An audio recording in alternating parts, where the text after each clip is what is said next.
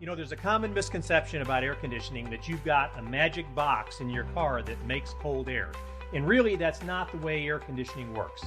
The way air conditioning works is you take the heat out of air within an enclosed area. The first thing you've got to do before you add air conditioning to a car is make sure your car is sealed and insulated well. The way air conditioning works is you have a refrigerant that circulates through your system. It changes from a liquid to a gas, it evaporates, and when it changes from a liquid to gas in evaporation, it absorbs heat. When it condenses from a gas to a liquid, it dissipates heat. So basically what you're doing is absorbing the heat inside your vehicle and then transferring that heat and dissipating it to the outside.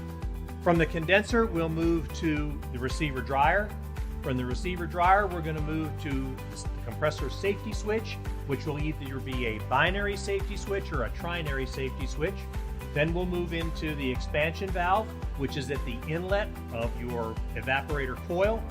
Then the evaporator coil and the evaporator itself, which is inside the vehicle. And then we're going to follow back to the compressor. When we talk about it being the heart of your system, what the compressor does is actually pump the refrigerant through the system. So we'll start at the compressor, pump our refrigerant in a gaseous form into our condenser, which is in front of the radiator. In front of the radiator now, you're going to get airflow through that heat exchanger, through that condenser. And as the air flows through that heat exchanger, it removes the heat from that refrigerant and condenses it from a high pressure gas into a high pressure liquid. Now we're going to pump that high pressure liquid into your receiver dryer. From there, we're going to go through the compressor safety switch, and the compressor safety switch does exactly that. It protects the compressor from damage from either too much pressure in the system or not enough pressure if you lose your refrigerant from the system through a leak. We're going to go now into the expansion valve, and the expansion valve is at the inlet of your evaporator coil.